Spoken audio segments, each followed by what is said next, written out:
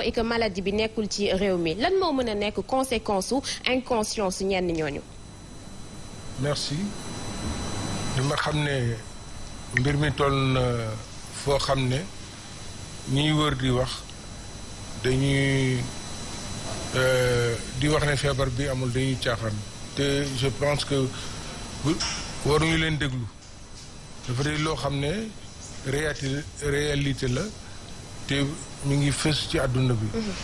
léegi da nga may permettre ma remercier saluer président de la République acte bu mu jël depuis ci njalbeen bi ba léegi ay mesures yu mu jël yoo xam ne yu dëppook xeex feebar bi la surtout mesures yu mu jël récemment maa ngi saluer aussi les guides religieux waa Touba gis ngeen sëriñ bi def na waa Medina Gounass sëriñ bi def na waa Taaleen wax nañu ak waa Tivaouane bàyyi ñu sëriñ yëpp wax ànd nañoo population bi pour xam ne mbir mi sérieux na. muy kon doxalin bi ñëpp war a adopté. waaw ñëpp a ko rafetlu. voilà Ndeye Dimet. baax nuyu seetaan nuyu waa plateau bi nuyu Fatou Abdou nuyu professeur Daouda Ndiaye am loolu mbégte dalal ko suñu plateau nuyu itam docteur Thiam am tamit mbégte loolu dalal ko alors wax nga ni dispositif bi président rafetlu nga ko mais est-ce que dal na xel ci jamono joo xamante ne ni gis nañu li indi jafe-jafe bi yëpp tey jii mooy aéroport AIBD bi nga xamante ni cas yi fa lay jógee ndaxte ba léegi si tëjuñu suñuy frontières te des pays à risque ba léegi ñi ngi accueillir fii ay passagers. waaw lépp loo gis ay étapes la par exemple frontières yi am na dispositif sécuritaire yi fa ministère de la santé def xëy na lu ñu mun di wax jot tëj frontière jotagul bis bu jotee dañ ko def. mais est-ce que dañu war a xaar ba situation bi par étape la oui suñ ko mesurer suñ ko nattee noonu parce que patients yëpp yu ñëpp ñu ñëw ci vol yi am na dispositif sécuritaire yoo xam ne danañ def li ca war waaw boo tëjee frontières yi am na frontière terrestre yi nit mun na jógee réew tubaab bi jaar par exemple ñëw Gambie mënoo ko tere mu ñëw Sénégal fa am na piste yu bari ñuy jaar frontière terrestre yi c'est des frontières poreuses donc prévention ñu jëlee ko ci frontières yi maritime ak frontières aéroportuaires yi ak frontières terrestres yi ñu wut le dispositif nécessaire pour mun a contrôler situation bi. d'accord. en plus de ça dinaa développer encore. ci yeneen mesure. d'accord alors virus bi tey jii bu ñu koy méngaleeg virus bi fi amoon muy Ebola tey lan nga ñu mën a wax ndaxte dégg nañu borom xam-xam di wax ni virus bi fi nekk nii moo gën a dangereuse. non d'accord ma ci parce que lii rayaate nañu dalal xel yi nag. Ebola bi ñu ko ñaan yàlla amaat. ah oui. ah oui. man xam naa Ebola. justement dem naa ci Ebola. xam naa lu muy def. le taux de mortalité est plus élevé pour Ebola que pour. D'accord. En Guinée on a parlé de 2000 morts. oui. voilà mais tey jii foofu laa bëgg nga indi ma ay explication parce que dañuy wax ni virus bi bii di rey ni actuellement ni Europe moo gën a dangereux bi fi nekkoon te vraiment bëggoon naa nga andil ma ay explication yu koy prouver. waaw kooku suma collègue bi Daouda Ndiaye dana ci tontu parce que affaire virus la. tout à fait virologie la mais expérience bi nga def Guinée. expérience bi ma def Guinée. ñaanuma yàlla am Ebola fii. ndaxte lii seetlu nañ ko cas yi ngeen jot macha allah wér nañu ñu am nañu wér ñu kii am ak kii. donc li ñu jotagum am ñu ngi koy gérer mais bu ñu toog croiser les bras bañ a def dara nañu continuer ci dynamique bu ñu nekk. parce que réewu tubaab bi ñoo ñu ëpp moyen foofu ñoo ñu ëpp personnel ñoo ñu ëpp lépp waaye ñoom gis nga affaire yi nu mu leen ëppee doole. léegi nag du ñu toog li ñu mën dañ koy def. d'accord li ci des nag mi ngi noonu. waaye nag voilà. voilà di nuyu Fadi ak Dimet nuyu professeur Daouda Ndiaye nuyu docteur Thiam am mbégte ngir dalal leen ci plateau bi. ñu ngi wax Ebola comparaison parce que xëy na Sénégal virus boobu moom moo fi mujj après ñu ñëw ci li nga xam ne mooy coronavirus ñenn ñi joxe explication ne feebar bi daf lay alité ba nga xam ne doo mën a dem doo mën a dikk est-ce que du propagation bu rapide bi moom moo tax nit ñi tiitaage gu ñu am tey ci coronavirus. waaw mën nga nekk en forme dugg ci avion yi dem ak dikk jàdd fu la neex dem fu la neex et puis période est-ce que du loolu moom mooy différence bi. feebar bi moom war nañ ko moytu nu baax a baax batuwaay yu ñu jël ci Ebola la ñu war a jël ci lii donte statistiques yi wane nañ ne taux de mortalité bi ci mort Ebola la gën a bari léegi jusqu'à présent yàlla suturaal nañu maladie compliquée guñu dañ leen di bàyyi centre de traitement bu Fann ñu defal leen traitement symptomatique yàlla suturaal ñu ci mais mën nañ dem boo am syndrome respiratoire aigu sévère te kooku réanimateurs yi ñoo ci am yoon ah da ngay intuber ventiler te mu am possibilité de surinfection complication mun na dem ba défaillance multiviscérale ñaanuñu ko yàlla et le pourcentage d'échec de mortalité dafay gën a yokk donc bu ñu la déggee mooy période bi xëy na c'est un peu inquiétant mën nañu wax sax inquiétant mais ba tey bu ñu mënee gën a def ay jéego ngir gën a liggéey ci prévention bi mën na ko peut-être wàññi li nga xam ne moom mooy propagation wu très bien man de loolu mooy sama xalaat loolu mooy sama combat loolu moo tax sax ma ñëw fii pour ñaax leen ci affaire prévention waaw parce que affaire prévention la doon gérer ministère. alors lan la ñu war a def nan la ñu war a taxawee peut-être sànq Khady laaj na la ko mais xóotaloo ci bu baax a baax. waaw prévention bi naka la ñu war a taxawee. d'abord prévention bi c'est à plusieurs niveaux. man maa géré woon programme national de lutte contre les infections associées aux soins. te xam ngeen ne ci mbiru bërëbu fajukaay yi la ñu war a gën a ñaax fajkat yi ñu wax dem ci communauté bi. mooy dëkkuwaay yi liggéeykaay yi ak ensuite frontières yi mais li ma la bëgg a wax malade ku jóg nekk malade boo saqatee hôpital nga jëm boo demee hôpital bu ñooñu fagarul da nga leen di wàllu problème moo tax Sénégal depuis 2004 ba ñu constaté au niveau mondial ne affaire feebar yi wàllaate ci biir structure de soins biiru fajkaay yi dem na dayoo léegi dañuy lancer un appel mu nekk une préoccupation au niveau mondial mook Alliance nationale pour la sécurité des patients ñu digtal pays yi ñu def programme bu mel ni Sénégal rek ci Afrique de l'Ouest moo ko ci def te programme boobu mooy lan mooy dañ lay ñaax tàggat la dégg nga tàggat liggéeykat yi ñaax leen ci affaire prévention naka la ñuy def pour prévention dafa am modèle yu bari am na prévention contact am na prévention air bu ci nekk danañ la jàngal prévention standard mooy bu dara nekkulee dara ni nga war a def pour moytu xeetu jàngoro buy wàllante mais bu épidémie ñëwee selon nu muy duggee ci yaram nit dañ leen jàngal prévention boobu moo rax ci dolli programme boobu ministère de la santé boo Ebola bi ñëwee fekk na bailleur de fonds yi soutenir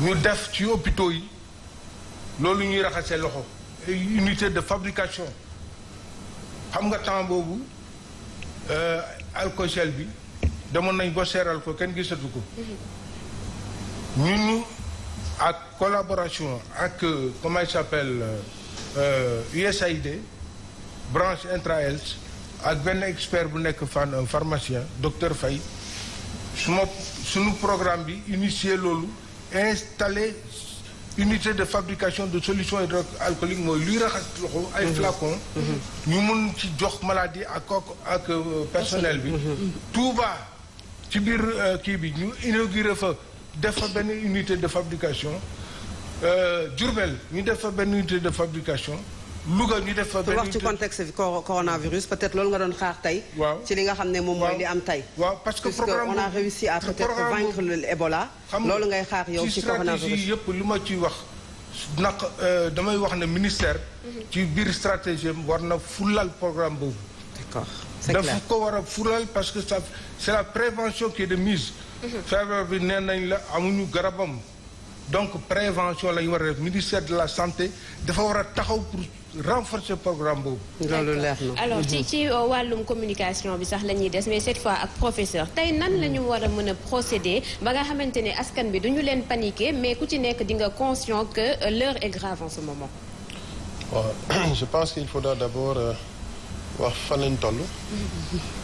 expliquer jàngoro bi mooy lan. nit ki bu ko demee ba xam jàngoro bi mooy lan. ak yan risques lay encourir. ak nan la ñuy def pour aar ko dina ko mën a nangu. xeex bi dina yomb. parce que aujourd'hui c'est une lutte multisectorielle. bu ma nee multisectorielle mooy nekkatul affaire ministère de la santé. dafay affaire état. et comme il l'a si bien dit mon grand frère. C'est pourquoi nous saluons la décision du chef de l'État qui a été prise. Parce que épidémie bu amee dañuy fexe ba affaire bi ñu fexe dañ naan ñu arrêté ko. renforcer également ñu ko ci jàppale mooy kër diine yi xalif yi ñëpp seen taxawaay wax dëgg yàlla rafet te seen i askan la ñu donc ñoom taxaw nañu pour jàppale askan wi ci lépp ci ñaan ak ci même ci alal on a vu sëñ Mountakha bu jël ñaar téeméeri million dugal ci. loolu signal fort la. jàngu bi wax nañ ci. kilifa aada yi wax nañ ci boo xoolee fan yi yëpp xutba yi imaam yi ñu ngi koy def. c'est vrai. c'est extrêmement important. mais surtout ñu xam ne aujourd'hui c'est une guerre. nous sommes en face d'un ennemi qui est un virus boo xam ne day yàq àdduna day def ay ravages et nit ñi comprendre que du guerre bu ñu jël ay armes mais c'est une guerre bu nga xam ne microbe moo koy def. mais tout en évitant de créer une panique wax nit ñi lan moo ci am lan mooy saafara bi loolu mooy tax ñu xam ko donc pour wax nit ñi lan moo am comme ni ñu ko laajee léegi il faut en situation yu demee nii da ngay def tout historique parce que nit ki boo ko ne bu leen tiit ci corona et cetera bon xamul ak corona day peut du ko nangu wala boog danaan bon ñi lan la ñuy wax am na question bi nga ko posé sur virus bi dangerosité mais surtout virulence ak létalité am il a si bien dit boo xoolee coronavirus même famille bi moo créé ce qu'on appelle le SRAS. syndrome respiratoire aigu sévère en 2001-2002 lambe woon na Asie ne woon na Europe boo xoolee jamono jooju c'est vrai que ñi ci gaañu ay juróom-ñetti junni nit la ñu. boo ko comparé ak li xew corona bi mais comparaison n'est pas raison. pourquoi parce que boo xoolee ci ñi mu laaloon SRAS boobu téeméer yoo jël rey na fukk ak juróom yi boo jëlee corona ba léegi ñu ngi taux de 2%. mooy téeméer boo jël ñaar lay rey te même rey boobu dinaa ci ñëw expliquer. mooy ñu bañ a comprendre que systématiquement ñaar yooyu dañuy dee non c'est pas le cas dinaa ci ñëw léegi par rapport à la physiopathologie ak autre chose. bi SRAS demee am na ñuy wax MERS middle S boo xam ne respiratoire syndrome respiratoire aigu comme yu mel nii boobu ci defoon na fi ay problème ay 2004 yu demee noonu. après am nañu grippe H1N1 bu ngeen koy fàttali. oui grippe aviaire amoon na grippe aviaire. oui mu doyoon waar trop. après am nañu Zika bi xewoon Amérique latine. bay doon lor jigéen yu wérul yu bari. ak yeneen ba Ebola également ñëw na 2014 ñëwaat na 2019 comme il a dit Ebola toujours en Afrique en RDC. ba léegi nous sommes dans une situation d'exposition également. mais Ebola boo xoolee téeméer boo jël boobu gëmoon nañ ne juróom-ñaar fukki da leen di faat. donc boo comparé yi fa US yëpp ñooñu amul woon loo nga xam ne ba ñuy dem ba def ak essai vaccinal ba am vaccin amuñu woon leen mën a aar. mais ñëpp d'accord nañ ne coronavirus bi quel que soit virulence am quel que soit lu mu soxore boo teelee dem kër docteur mën nañ ne nga faatu loolu luy jaaxal ñëpp lay doon exception lay doon. mooy bu njëkk bi donc nit ku ci faatu exception lay doon. nit ku wér du exception mooy lu war a doon normal. parce que en réalité il faut ñu xam comment virus bi li tax ñu ne buñ ci am na aujourd'hui il faut le dire la situation est très sérieuse mais dire que la situation dafa sérieuse waru tax ñu ne ñu tiit leen. c'est différent parce que bu ñu nee dafa sérieuse mooy dafa laaj xeex bu taxam ñëpp dañ ci taxaw mais loo xam ne bu ci ñëpp jàppee mu dem parce que boo xoolee tey ñu ne la amul vaccin amul médicament bu war a rey virus bi pourquoi virus bu bees la 2019 décembre lañ ko gis moi personnellement liggéey naa ci ay coronavirus mais pas souche bi xam nañu nu ñuy tuddee xam nañu ñuy bindoo ak nu ñuy def mais virus bi dafa am particularité mooy day changer rapidement bi virus biy jóge ci nit ki ak biy joxe kële day ce qu'on appelle les mutations génétiques donc comme xamaguñu virus bi yëpp souche yëpp yi circulé am na ñu mën a léegi ne ma souche bi circulé Asie bokkul ak Europe am na problème de virulence mais loolu waxtaan nañ ci bu yàgg on avait toujours waxoon nañ ne virus bi kakatar la génétiquement comprendre guñ ko te corona tant que jeexul comprendre guñ ko. et c'est ça la kon mënuñu xaar vaccin. fa laay ñëw maa ngi ñëw. donc fa laay expliquer. parce que bu ñu ko expliquer nit ñi rek. mu comprendre mu leer. bala nga am vaccin il faut nga xam binduwaayu virus bi sur le plan génétique. tout à fait parce que muy vaccin muy médicament bi koy rey. dafa am ay ce qu'on appelle ay cibles moléculaires ay récepteurs yu muy laal. mais bu fekkee xamaguloo virus bi nu mu tëddee ci plan génétique parce que bu dee tey gène bi lay joxe suba mu changé ko ginnaaw suba mu changé ko d'une personne à une autre ça va être très difficile. te ba léegi nii pour nga mën a am vaccin y a ce qu'on appelle des tests au laboratoire virus bi da nga koy jël génn ko ci nit ki yóbbu ko ci labo bi xool nan lay dundee.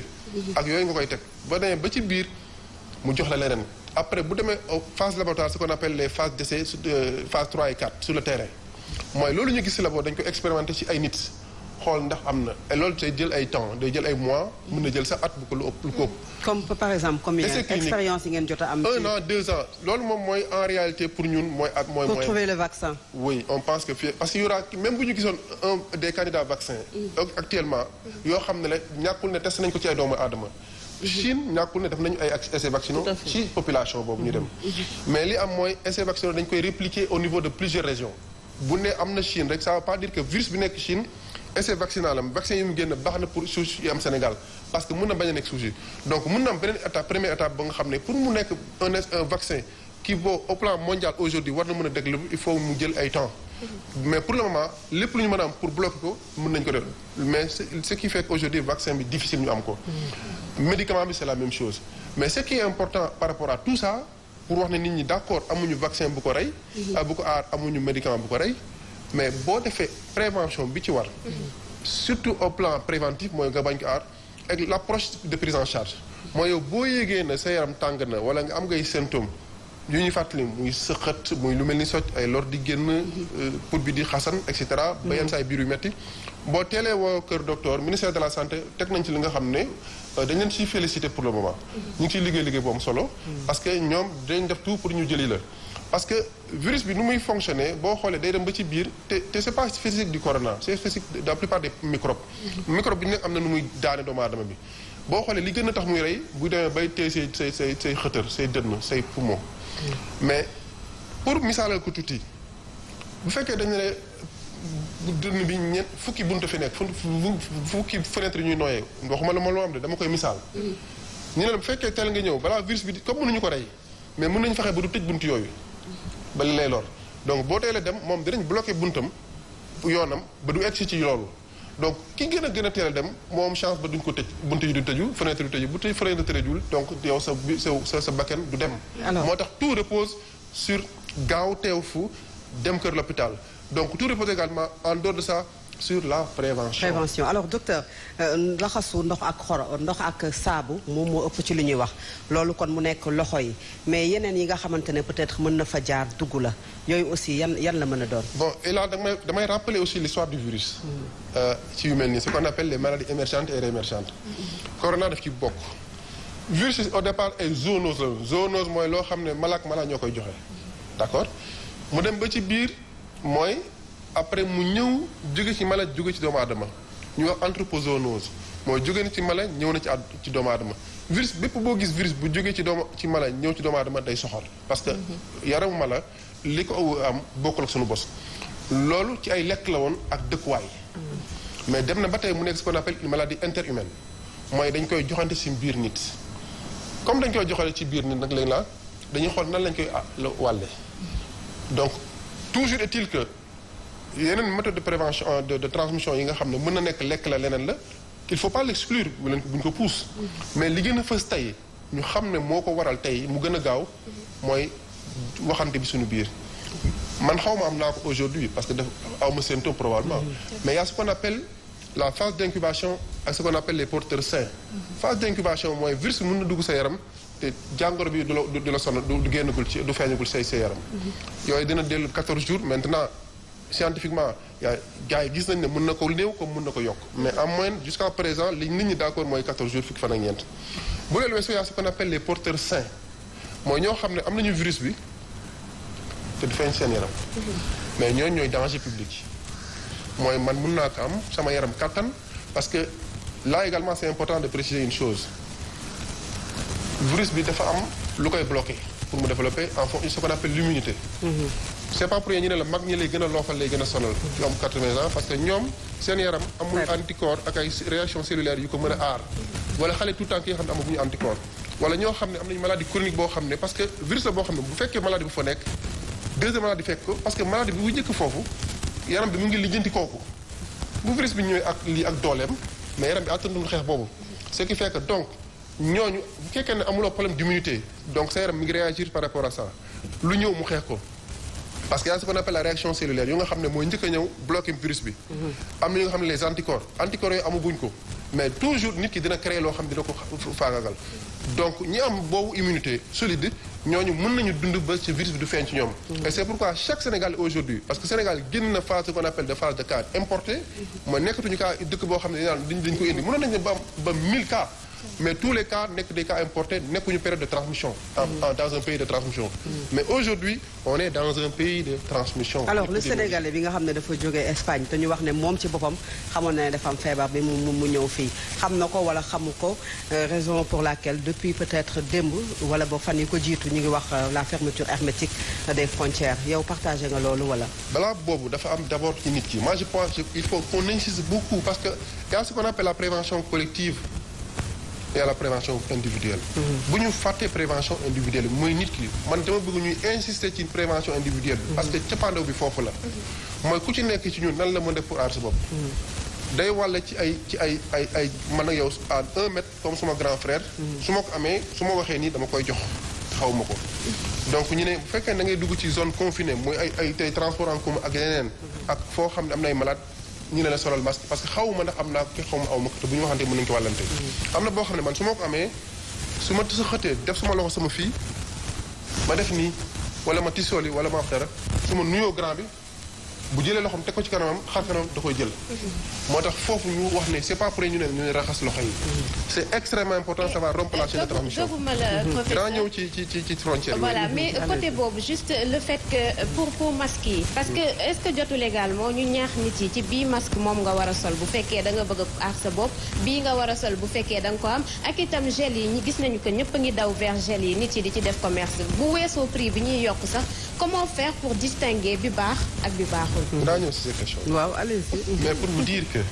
xam nga population boo ko nee bii masque chirurgical la bële la xamu ko il faut expliquer de façon terre à terre foofu la ñu war a toll xam nga tey man li ma fi ñëw suñu naataango yi mbubu professeur bi dañ ko puusalee docteur bi dafa population bi la ñuy waxtaane parce que xam nañ ci loo xam ne bu leen ko waxee rek dañu aar lu bari mooy lan d'abord kan moo war a sol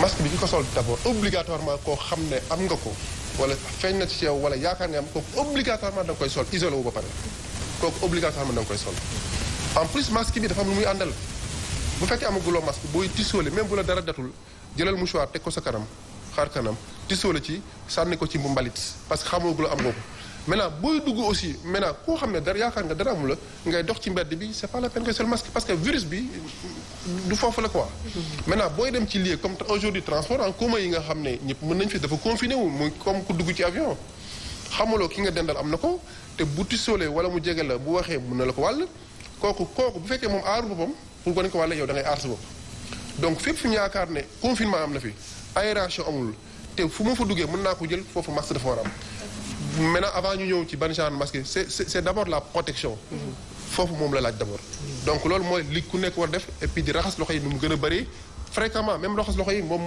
sur ce plan aussi xam na ci lu wër a wër. gars yi dañuy jël saabu bi def nii. loxo yi dañ koy raxas pendant ñaar fukki secondes ak ñett pour microbe bi dee. ak ban façon saabu la yenn saa yi saabu bu tooyee ñun teg ko fa am na ay microbe bi fay tegu. donc li ci gën mooy saabu boo xam ne après dañ koy weer wala solution sa saabu bu liquide. wala gel hydroalcoolique bu nga xam dañ koy kii loolu mën na tax lu bëri na kii. maintenant bala ngaa ñëw foofu soo ma may tuuti ma ñëw ci li ma wax ci frontière yi. moi je pense que tout dépend de la situation du pays. Et le système de santé man gis naa ñu ngi ciy góorgóorlu bu baax a baax dama leen di féliciter. ñoom ñoo xam actuellement situation bi en réalité ñoo am toutes les données épidémiologiques man awma information yooyu. mais li leer mooy am na fu ñuy toll on n'a pas le choix la fermeture s'impose awma donné lan moo xew au niveau réellement épidémiologique mais ce qui est clair mooy au-delà de la fermeture des frontières il faut deux choses à mon lu bees tàkk ñëw na sur la Sen TV la chaîne leader lan la muy seen émission Wane Ma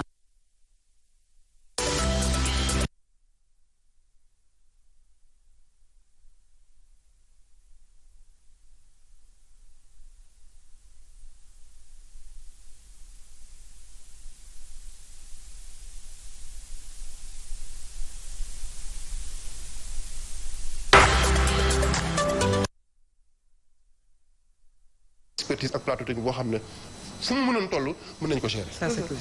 alors docteur jël nañu batterie de mesures gis nañu ni que élaboré nañ plan de riposte ñu ngi mobiliser ay fonds mais ku ci nekk tout un chacun lan nga war a def instant bi ban taxawaay nga war a am pour justement doomu jàngoro bi bañ la nga bañ ko am. waaw comme ni ma la waxee rek. comme ni ko sama naataango bi waxee. affaire bi ñëpp la au niveau de la communauté bi mooy ñi nga xam ne ñu ngi ci biir ménager biir kii milieu professionnel yi. toujours sensibilisation et comment il s'appelle encore information. dégg nga ñu leen di wax ne nañu raxasu nañu moytu comme ni ko Daouda waxee bu ñu yëgee seen yaram dara ñu dem seeti hôpital. donc bu fekkee dañuy sëqat ñu bañ a sëqat. ci nit ñi. wala ñu def ko seen kii wala ci mouchoir. wala ñu sol masque. donc prévention moom mooy li ñu gën a war a farataal. prévention au niveau de la communauté mais prévention au niveau des structures des soins. mooy bërëbu fajukaay yi. parce que malade bu feebar ba ngay dem te personnel médical bi doyul. ak paramédical bi. et même est-ce que personnel de santé boobu sax exposé wuñu bu ñu gisee li xewal loolu laa la wax. ma fille loolu laa la wax. donc xeex bi mënoo ci bàyyi loolu mënoo ko bàyyi gannaaw ci ñu war a jiitu premier plan la. infection associée au nosocomial mooy da ngay aar fajkat yi aar malade yi aar ñiy accompagner malade yi. te loolu du bu ñu leen lay raxasu du ñëw rek jël gel kii dafa am ay indication nu ñuy raxasoo ak kañ la ñuy raxasu ak kañ la ñuy utiliser gel bi loolu yëpp dañ koy jàngale formation la dañu tëgg livre USAID jàppale na ma ci woon ba ñu ci tëgg livre daal di koy def ce qu'on appelle aide de mémoire et puis loolu doyul da ngay am par exemple xeex boo nee nit ñi nañu raxasu na Sen'Eau la. Sen'Eau. Sen'Eau. na moytu. y a des localités yoo xamante ne wax nañ ko fii am nañ ay semaines yoo xam ne amuñu ndox. ça aussi non booy wax nit ki na raxasu na set. mais il faut mu am ndox. non attention gel bi dafa am ñu koy sa loxo bu taxee du gel ngay jël. saabu ngay jël raxasu. donc loolu mooy gestion multisectorielle docteur gestion multisectorielle bi ñu doon wax c'est tous les secteurs. voilà donc ndox bi en premier lieu. ndox bi c'est important mënoo wax affaire set gis nga affaire prévention bi dafa dem sax ba ni ngay nettoyer sa locaux yi surface yi ci hôpital malade yi ni nga leen di accueillir xam nga li ma la. ak ni ngay stériliser matériel bi. ak. Comment il s'appelle encore ces déchets yi déchets biomédicaux.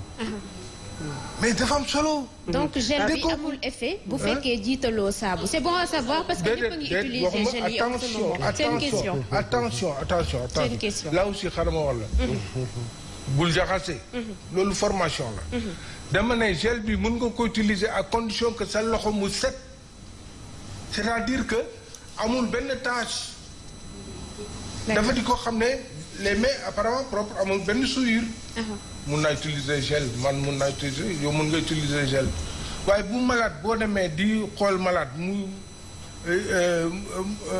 daram tax sa loxo muy deret wala muy saw wala moo xam li jóge ci malade di ñëw ci loxo.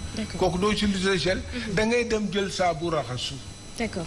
et puis dañu ne indication yi xam nga li ma avant tout contact avec le malade. alors docteur dañu dégg. yàlla juróom. dañu dégg ministre wala yeggalee goo foofu. non mun naa ko résumer. allez-y juróomi indication la. prévention moo am solo wax yan ak yan la. boo ñëwee balaa nga laal malade su sa loxo setee laalal gel te gel bi du ñëw rek gi dafa am dañ la koy décrire ni nga koy ci fompe yi nekk nii nekkoon nii nekkoon nii nekkoon nii. ni nga koy kiyee ni dañ la koy étape. beneen bi avant de faire un geste aseptique maanaam yaa ngi bëgg a def benn voie veineuse piqûre wala benn kii sa loxo nga bu setee nga def gel mu ñaar avant de toucher à l'environ comment il s'appelle boo nekkee ci environnement patient bi boo ko laalee après contact avec le patient boo laalee patient bi booy dem booy génn ci kiyam defal gel. mu ñett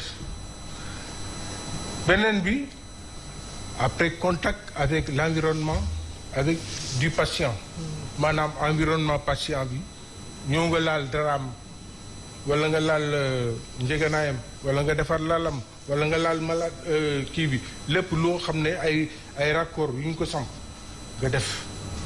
juróomeel bi bu dara sa loxo lu jóge ci malade bi bu taxee ci yow dama raxasu saabu ngay def. ba mu set.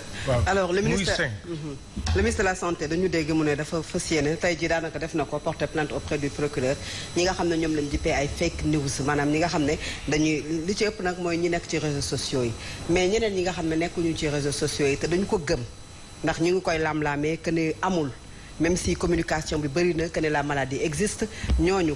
est-ce que tey loolu moo doon méthode bi tey porter leen plainte est-ce que du conscientisation bi moom moo gën a. oui je suis d'accord je suis en phase avec le ministre de la santé bu ñu leen il faut que ñu porter leen plainte parce que li xaw Guinée gis nga dañoo dem Guinée dem di dimbale population bi di pulvériser ñu dugal ci bopp population bi ne ñii ñooy indi feebar yi ci yéen.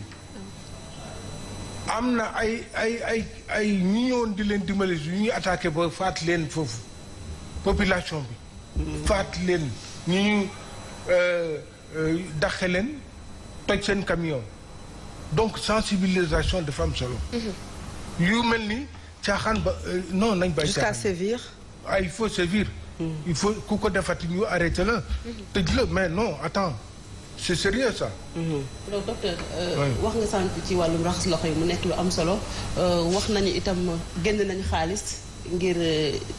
taxaw li nga xamante ni moo jëm ci wàllu feebar bi mais est-ce que gisoo tey ci contexte bi mel nii yenn solution yi yëpp dañu ko war a daal di yombal askan wi may leen ko su ko defee sensibilisation bi gën a mat prévention bi.